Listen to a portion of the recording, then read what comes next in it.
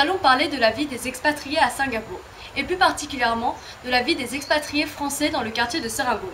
Nous verrons d'abord l'évolution du quartier avec l'arrivée de la communauté française, puis nous parlerons du lycée français situé à Serangoon, enfin l'intégration de cette communauté au sein du quartier. Voilà pour le sommaire. Donc Léo Dumas va nous faire une courte introduction sur Serangoon. Serangoon Gardens a été conçu par l'entrepreneur anglais Stephen Charles Macy entre 1952 et 1954. Le quartier est surtout composé de résidences, mais il y a aussi de nombreux petits commerces. Il est aujourd'hui connu des Singapouriens pour son fameux Hawker Center, Chomp Chomp. Voici un graphique montrant l'évolution du prix des maisons semi-detached à Singapour. La courbe bleue représente cette évolution dans le quartier de Serangoon. On voit qu'elle augmente plus que les autres, en particulier au moment de l'installation du lycée français en 1999.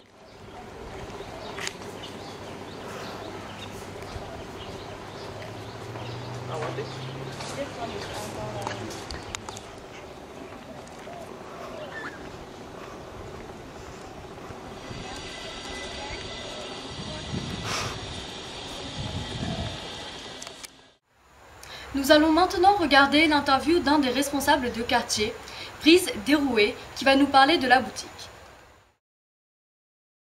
Serangoon Gardens a beaucoup évolué d'un point de vue économique. Suite aux nombreuses demandes de Français habitant dans le quartier, 6 associés ont donc décidé de créer un magasin de produits français afin de répondre à leurs demandes. Ce magasin a ouvert il y a un peu moins d'un an sous le nom de quartier. Bonjour, nous voudrions savoir quelle est votre clientèle principale ici à Quartier. Donc la clientèle principale, ce sont les Français. Donc dans les Français, ce sont souvent les familles installées à Serangoon principalement. Donc la plupart de nos clientèles, on va dire à 90%, ce sont des Français, des expatriés français. Et on a 10%, on va dire, de notre clientèle qui sont des locaux qui habitent vraiment proche du magasin et qui viennent en fait tester les produits et découvrir un peu les produits qu'on a. Nous aimerions aussi savoir pourquoi vous êtes implanté dans le quartier de Serangoon Gardens. Alors Serangoon Gardens, en fait, c'est un choix qui a été assez stratégique. C'est qu'on sait que les Français, en fait, ils sont dans 2 lieux différents. Ils sont soit vers Bukit Timah ou soit vers Serangoon. Et en fait, on a fait le choix de trouver un emplacement qui était aussi proche du lycée français pour que les gens qui puissent venir à la fois chercher leurs enfants ou aller au lycée français pour des événements puissent aussi à côté venir chercher ou faire leurs courses chez Cartier. Alors là, on est dans la zone en fait, des produits frais. Donc ça, ce sont les produits phares que viennent souvent chercher les Français. Donc il y a de la charcuterie, du fromage, des yaourts. Et dans nos produits phares, on a également tout ce qui va être en fait le pain et également tout ce qui sont les biscuits, donc les biscuits sucrés type les BN, les barquettes de lure, voilà tout ce qui est autour du goûter généralement. Voilà pour l'évolution du quartier. Maintenant, Sixtine Vernet va nous en dire plus sur les origines du lycée français de Singapour. Ensuite, Monsieur Pijol, proviseur du lycée, nous parlera de son évolution. C'est en 1999 que le lycée français ouvre à Ang Mo Kio sur un terrain de 2,4 hectares loué pour 30 ans. Donc ils ont ouvert ici parce qu'en fait le nombre d'élèves avait triplé, avait beaucoup augmenté. Et donc maintenant il y a 2500 élèves dans le lycée. On aimerait vous poser la question de l'évolution du lycée français de Singapour au cours des 10 dernières années. Alors c'est un établissement scolaire qui a beaucoup évolué dans ces 10 dernières années et qui a vu sa croissance exploser, je dirais, avec à peu près 10% de croissance par an. Et pour atteindre aujourd'hui plus de 2400 élèves. Et qui en fait un des plus grands lycées d'Asie et un des gros établissements du réseau des lycées français à l'étranger. Aurez-vous une idée pour laquelle les Français de Singapour se seraient implantés à Serangoon Gardens autour du lycée français?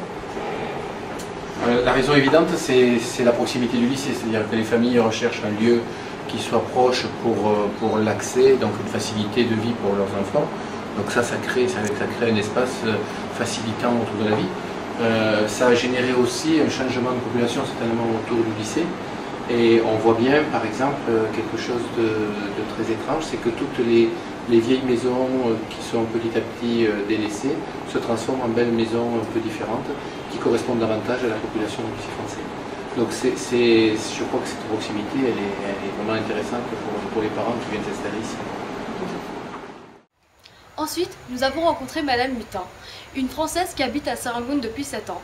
Elle et son mari travaillent au LFS. Leur fils, Léo Mutin, est en première au lycée français. Bonjour madame, pourquoi est-ce que vous avez choisi d'habiter de vivre à Serangoon? Eh bien, nous sommes, mon mari et moi, enseignants tous les deux au lycée français. On a un fils qui est à l'école au lycée français. Donc ça nous semblait évident de vivre à 3 minutes à vélo et 5 minutes à pied à côté du lycée. Voilà, pour gagner du temps. Vous conseilleriez à d'autres Français d'habiter à Serangoon s'ils n'avaient pas d'enfants et pas de travail au LFS ou dans les alentours? Non, pas vraiment. Parce que l'intérêt, c'est surtout pour les enfants et puis pour gagner du temps, pour le transport, pour des enseignants. Après, je pense qu'à Singapour, il y a d'autres quartiers qui sont peut-être plus attractifs pour des familles sans enfants, ou des jeunes, ou moins jeunes.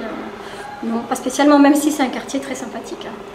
Fréquentez-vous les restaurants, pubs et au cœur du quartier?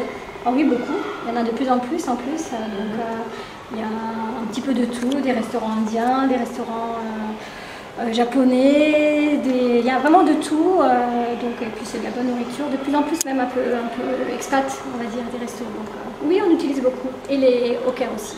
Voilà, et puis depuis peu de temps, il y a un restaurant qui s'appelle Plonk, où les enseignants en fait, de l'école élémentaire se donnent rendez-vous tous les premiers jeudis du mois pour boire un coup. Professeurs d'anglais aussi. Beaucoup, il y a pas mal de bars où beaucoup d'enseignants en fait, se retrouvent. Donc c'est très sympathique. Notre reporter Léo Dumas a été enquêté auprès des Singapouriens qui habitent à Serangoon afin de recueillir leur avis sur l'arrivée de la population française dans le quartier. Hello, so have you noticed any changes in Serangoon Gardens? Have the French integrated well in the neighborhood? I think so, yes. The French and the French, that makes the place more vibrant. Okay, The place thank is you. more vibrant, yeah. Yeah, so do you think the French population has integrated well in the Serangoon neighborhood? Yeah, I think so. In fact, I think a few of them actually live here, they rent houses and stuff, so yeah. Okay, thank you. Merci de nous avoir suivis et bonne soirée chers téléspectateurs.